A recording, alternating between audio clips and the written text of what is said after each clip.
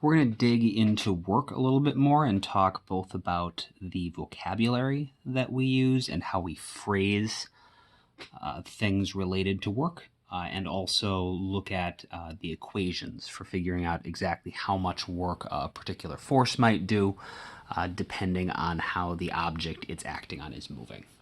So first off, we know, or the way that we talk about if something is having energy added to it, we say that it's having work done on it. So if an object has, and the phrase is work done on it, or we might say that we do 20 joules of work on a block that we're pushing or something like that. What that means, its energy was changed. Remember, that was one of our big sort of overarching concepts, that work is just a change in energy. And so if we have work done on something, that must mean that its energy changed. And we know that the amount of work done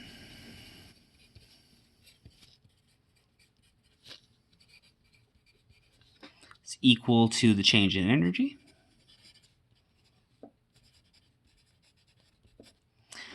So in the simplest sense, work is just change in energy. And that's going to be our first equation for work, but we'll have several other equations and other ways to find it. One thing to note about both work and energy is that they are scalars. There's no direction associated with energy. If something has, an energy of 17 joules, that's not up, down, left, right. It's just counting how many joules it has. And so that means that even if we're talking about the change in the amount of energy, because energy is a scalar, the work also has to be a scalar, because if we do 17 joules of work on an object, it still doesn't have a direction. You can't have like north work done or south work done. It's just 17 joules of work was done, and those joules don't have any direction associated with them. So it's a scalar quantity. That said, since work is change in energy, it's going to be equal to the final energy minus the initial energy. And so even if the energy does not have a direction, if we end with less energy than we start, say we started with 20 joules and we end with 17, and so we'd have 17 minus 20, our change in energy would be negative 3 joules. That negative sign is not indicating a direction. So in the past, we've used minus signs to indicate like down or left because we're using them with vectors. But here for the first time, we see a situation where positive and negative signs can also be used on a scalar. And they're just telling us, in the case of work, if the amount of energy, which is itself a scalar, is increasing or decreasing. So if the change in energy winds up being positive, that means we ended with more energy than we started. And so a positive work means that energy was gained.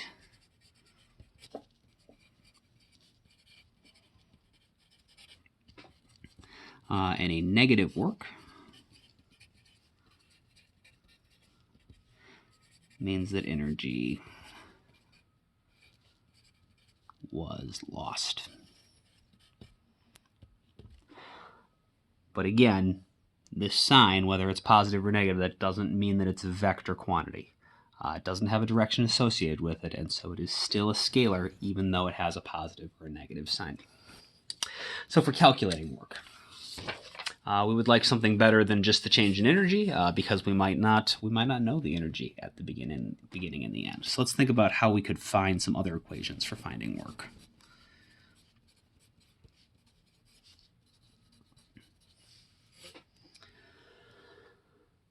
earlier, we figured out when we rearranged the kinematic equation to see the relationship between kinetic energy and work, we figured out that work was equal to the work done by a force is equal to the magnitude of the force times the displacement that the object moved while that force was acting on it.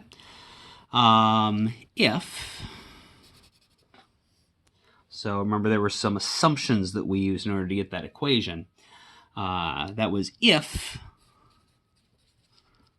the force is acting in the same direction.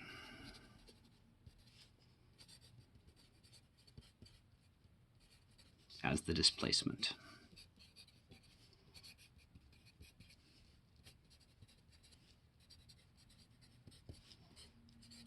Remember, displacement is a vector quantity, so is force.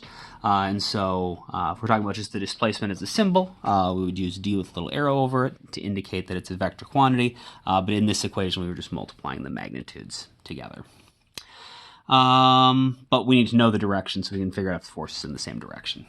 And that's great if the force is in the same direction as the displacement. Of course, there are going to be lots of times where something might be moving in a different direction than the direction you push or pull on it. So what do we do if they aren't in the same direction?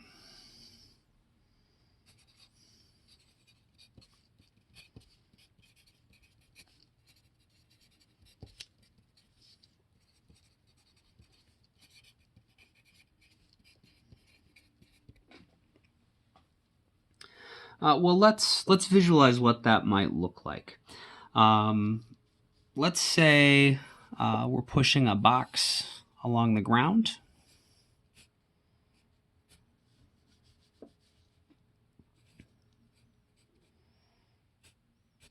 And again, we'll assume the ground is frictionless just to make our life easy.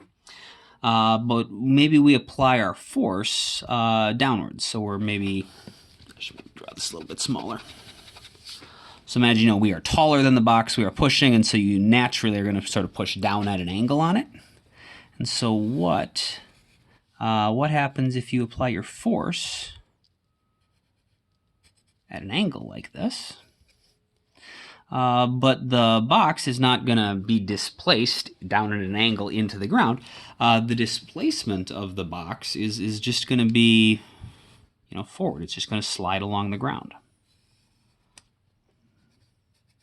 So how would we figure out how much work is being done in this case? Well, like any time our vectors are at funny angles, the first thing we'll do is break them into components. So there's going to be some angle in between these, called theta. And then since our force is sort of at a weird angle here, we'll break it into two components. We've got a component that is going to be parallel to the displacement.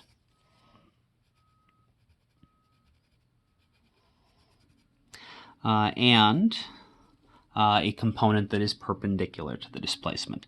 So I'm going to call this F parallel and F perpendicular. Those are just the little symbols you should know from geometry class for parallel and perpendicular.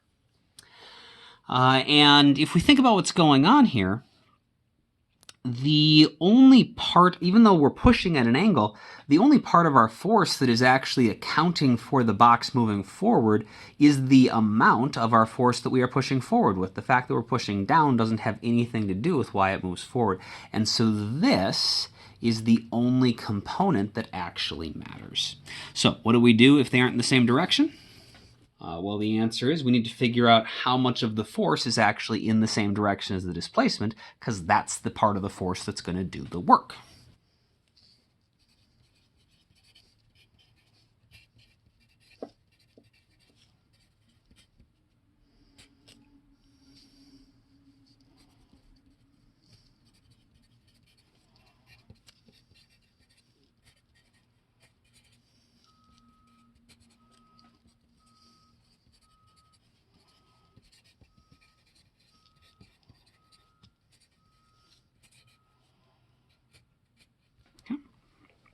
And so, of course, the component that's in the same direction as the displacement is this parallel component. We could calculate this really easily, just using trigonometry. We have our angle theta. We're looking at the adjacent side, and so this is going to be F cosine theta. And so we know the work done is equal to the force times the displacement. If that force is in the same direction, so in this case, then we just use the part of the force that's in the same direction. And so we get a little more general equation. Work is going to be equal to, if we have some force that's not in the same direction, just take the part of the force that is in the same direction, that parallel component, times the displacement. And of course, the way we find the parallel component is F cosine theta.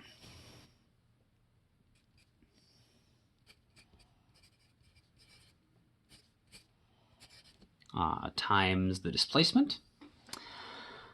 Again, this equation was using the magnitudes, and so here we're just going to be using the magnitudes as well. And we'll see in a second how this angle helps us deal with what happens, like if they're going in opposite directions or something like that. So I'm going to clean this up by moving the cosine over to the other side, or just to the outside. And so we're going to get, I'm going to run out of space here. Let's go to a new page. So if we just clean up that last equation, our most general equation is going to be work is equal to FD times the cosine of the angle between them. A few things about this equation. F and D, these are the magnitudes.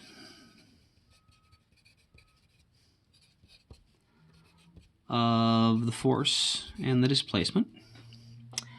And the angle, you'll notice, was measured when they were connected tail to tail. If we connected them tip to tail, we'd get a significantly larger angle, and so you have to make sure they're connected the right way when you're measuring that angle. So this equation assumes this is the angle between the tails of the force and the displacement vector.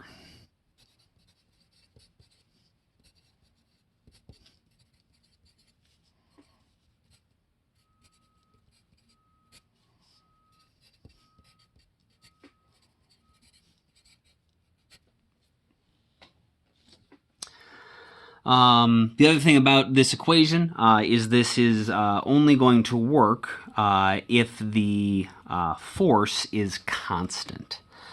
So if the force starts to change directions or something like that, we're going to need to use some calculus. But this equation works as long as the force is constant.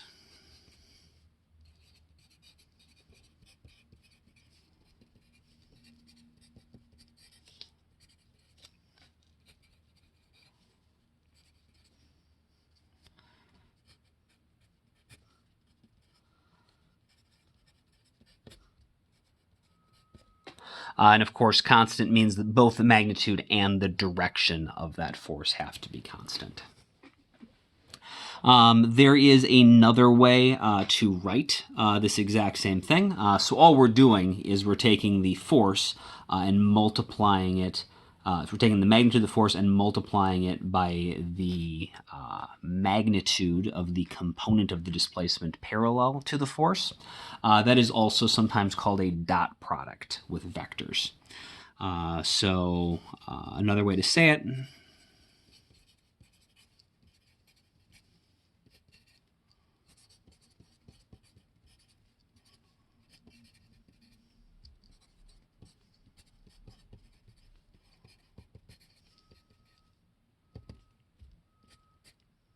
oops.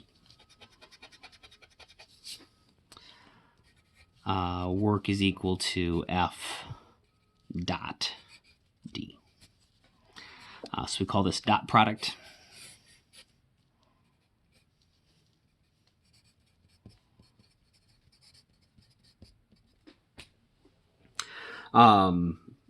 But if you know the magnitude of the force and the distance, we can just figure it out using this. But you might have run into this in math class or something, the idea of a dot product. And that's what we're doing here.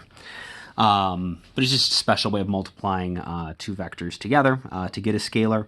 And the way you do it is you multiply the magnitude of one by the magnitude of the other that's parallel to it. So FD cosine theta in this case is the same as F dot D. So let's take a look at some examples and see how this works, how work works, I guess. Both what does this equation do, and can we make sense of, like we said, that we should get positive and negative works depending on if we're adding or removing energy from something. Can we see some situations where that happens, where we can intuitively expect it to be gaining or losing energy, and do the equations do what we need them to? So we'll look at some examples.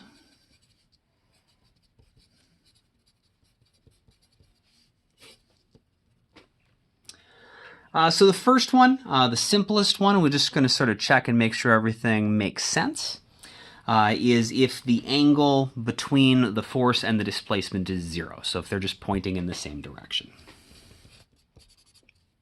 And we already sort of know what this one should do, so we can just make sure everything works out here.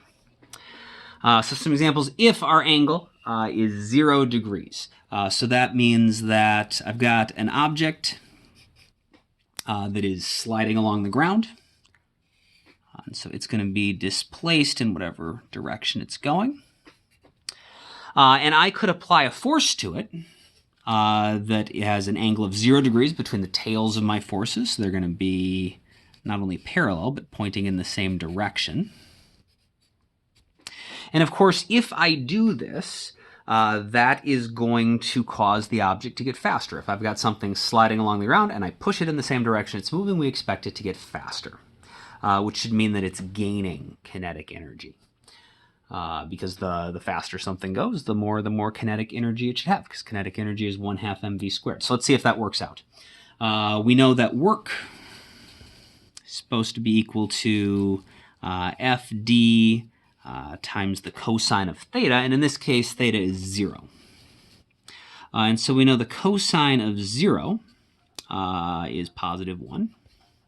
And so that's just going to give us work equals F times D times 1.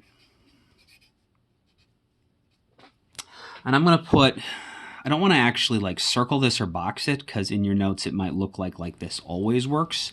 We'll just put sort of like a little dashed circle around it. This is okay in this case. So if you have a situation where your angle's 0, your force is in the same direction as your displacement, work is equal to the magnitude of the force times the magnitude of the displacement, which works out. That's what we started with just a minute ago, and what we had figured out earlier. Remember, we said that work was equal to the force times the displacement as long as they're in the same direction.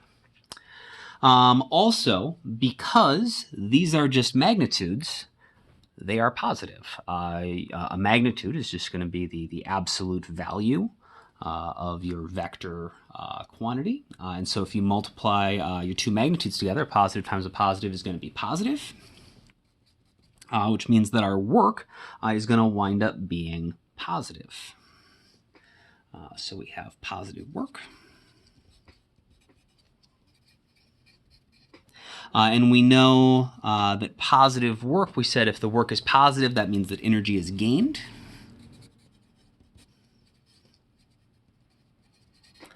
And that is, of course, exactly what we expect. We expect the object to speed up because we're pushing it in the same direction it's moving. And so if it's speeding up, it should be gaining energy, which is exactly what the equations say should work. So that should hopefully make sense. Let's look at what happens, though, if we're maybe not pushing or pulling in the exact same direction it's moving. So in this case, what if we kind of pull maybe up at an angle? So not straight up, that'd be 90 degrees, but somewhere in between 0 and 90 degrees. So if theta is between 0 and 90 degrees, What that's going to look like is we've got our object sliding along the ground. Maybe we tie a rope to it or something and start pulling it. And we are pulling it forward, so it should still be getting faster, but we pull at an angle. So we've got some angle theta in between here. Well, in this case, work, we've got our general equation. Work is FD cosine theta. And there's no way to simplify this without knowing what theta is. Like, we can't replace, like here we had cosine 0 was 1. We don't know what theta is. So that is sort of the most specific that equation is going to get. Although there is one thing to note about this. Cosine theta, this term, if you think about what we know about the unit circle, the cosine of theta is always positive if you have an angle between 0 and 90 degrees. You don't need to put the unit circle in your notes, but just remember. So if we got the unit circle, so cosine is the x quantity, and so if you're between 0 and 90 degrees, you're going to wind up with a cosine value somewhere along here. So it's going to be somewhere between 0 and positive 1. So your cosine value is going to be positive.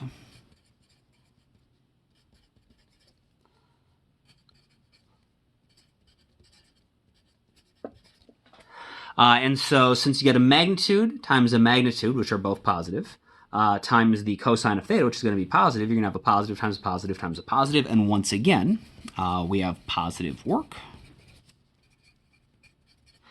which means that energy is gained, which is consistent with what we would expect. If something's sliding along the ground and you pull it, even if you're pulling it at an angle, as long as you're still pulling it forward, we expect that to make the object get faster, and so it's got to be gaining energy. And so far, this equation seems to be working. Let's continue. What if we actually pull straight up? What would happen in that case? So what if theta is 90 degrees? So here we have an object sliding along the ground, and something is pushing or pulling upwards on it. So that is a 90-degree angle. Okay, so we know work is equal to FD times the cosine of theta, so that's going to be the cosine of 90. And the cosine of 90 is, of course, 0. And so you get the work is F times D times 0. So we get a work of 0.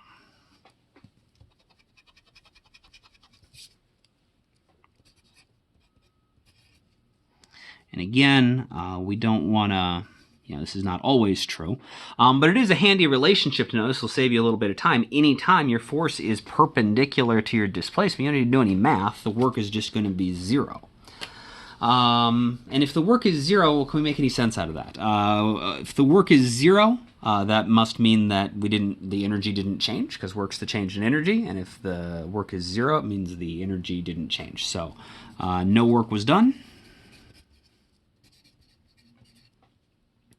And the reason no work is going to be done is because this force must not be causing the object to gain or lose any energy, which is something we've actually seen before. So we wouldn't maybe normally lift up on something that's sliding along the ground, but if you had frictionless ground or maybe a sheet of ice or something that an object is sliding along, so it's being displaced to the side, the ground itself is pushing up on it. So this could maybe be a normal force, figuring out how much work the ground is doing in this case. And of course, if you have a frictionless sheet of ice and the object is just sliding along it, it's going to continue, because of inertia, traveling at a constant velocity. And so its speed is never going to change, so its kinetic energy is not going to change. It doesn't matter that we're applying a force to it. The ground is pushing up on it. Great. That still doesn't actually cause its speed to change, which means its energy doesn't change. And so in this case, anytime you have a force perpendicular to displacement, no work is being done because the force doesn't cause the object to gain or lose energy.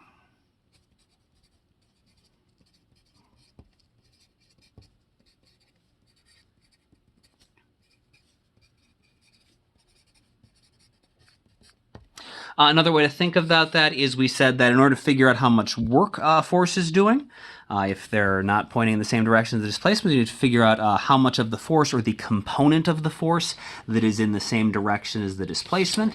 And of course, there is no component of this force that's in the same direction as the displacement. This is the situation with work that tends to be the most confusing to people. The idea that you can apply a force to something and not have it be, gaining or losing any energy just because they happen to be perpendicular. One other example that might help to think about, I'll just sort of draw this here. You don't necessarily have to put this diagram in your notes, but just visualize. So imagine, we were in the classroom and we'd have the ground. And imagine I had a tray, and like a waiter would have. And I've got some object on that tray. And then I'm just going to walk across the room at a constant velocity. And so that should be fine. As long as I have, the slightest amount of coordination, I should be able to carry this tray at a constant velocity, which means the object on the tray is going to be displaced that way. Of course, since I'm holding the tray up, the only thing I'm doing to the object while going at a constant velocity is I'm pushing up on it and the tray. And so my force is going to be straight up.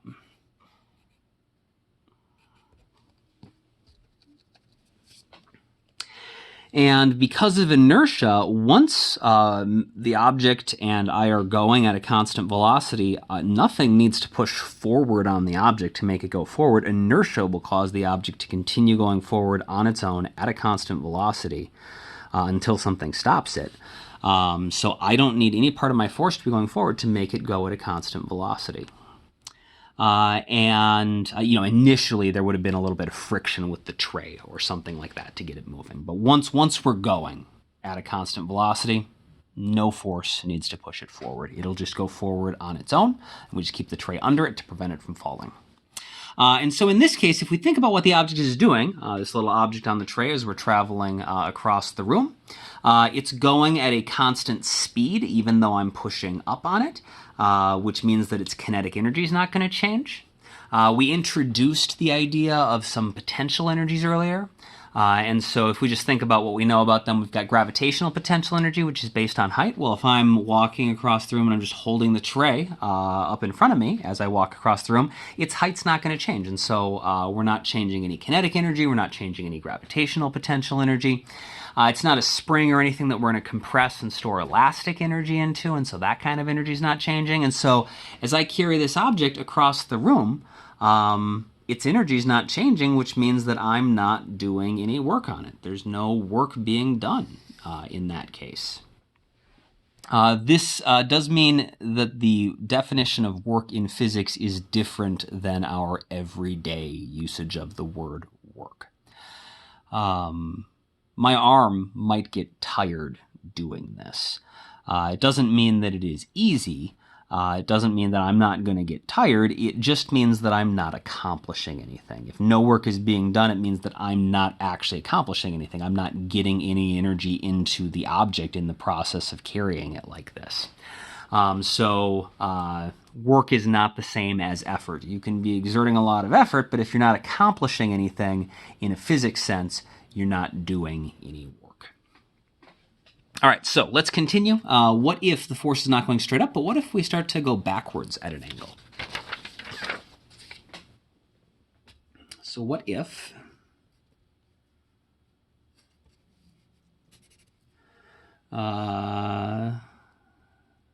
we had something between 90 and 180 degrees? So we've got our object sliding along the ground.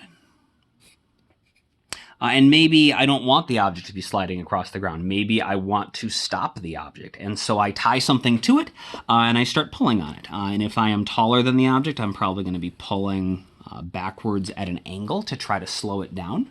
And so we've got this angle in here that's bigger than 90 degrees.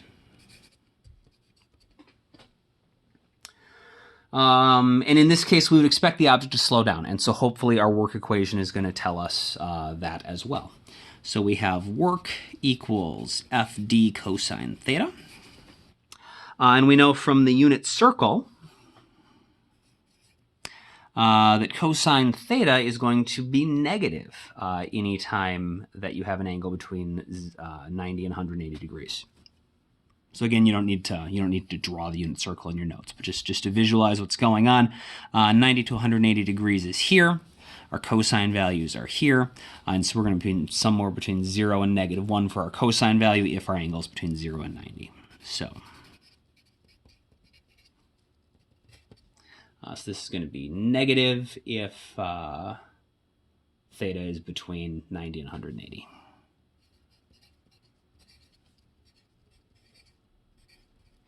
So we can't simplify our equation anymore. So I'll put my little dashed circle around it.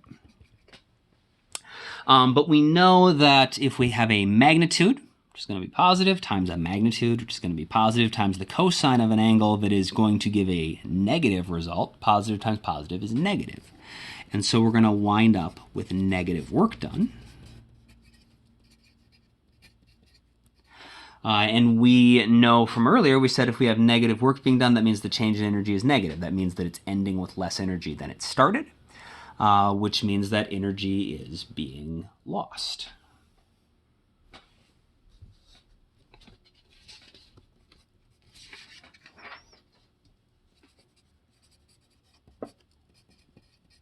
Which is exactly what we would expect. If you're pulling backwards on something, it's going to slow down, and so it's going to lose kinetic energy, and so our work equation had better tell us that we're going to lose energy because we know that's what's going to happen if we pull backwards on it. And so probably not too surprisingly, if we pull straight backwards on it, the same thing should happen. So if we're pulling straight back, that means that our angle is going to be 180 degrees. So I've got something sliding forward, and I'm going to try to slow it down by pulling backwards on it. So we have work equals FD times the cosine of 180 degrees. The cosine of 180 is, of course, -1. So we have a magnitude, which is positive, times a magnitude, which is positive, times -1. And so we're going to get work is negative magnitude of the force, magnitude of the displacement. And again, this is specific to this exact situation, so I'll just put my little dash circle around it. In this case, this is obviously going to be negative because F and D are both positive, so negative of FD is going to be negative.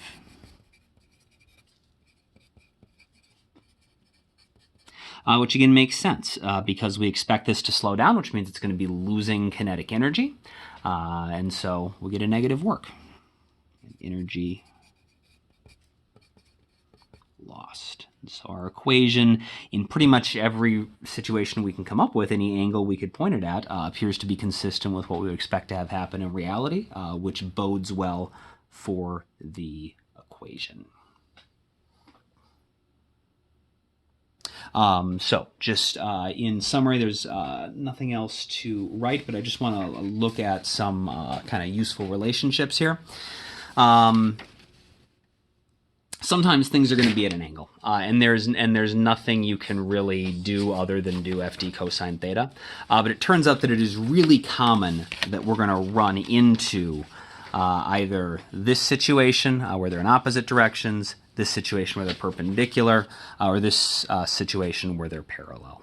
They're pointing in the same direction. And so I would say this is probably the most common thing you wind up doing in problem solving because, you know, especially some things like starting a rest, if you push it, it's just going to move in the same direction you're pushing it.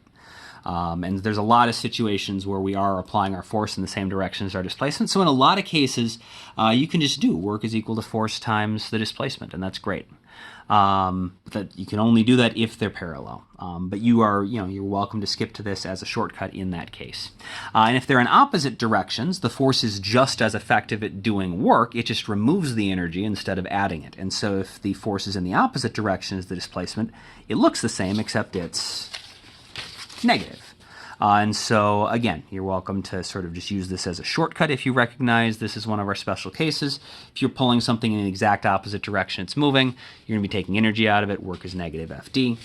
And of course, the other one that we talked about that is a useful shortcut to know is anytime your force is perpendicular to the displacement, that force isn't going to do any work. That force has nothing to do with changing the object's energy.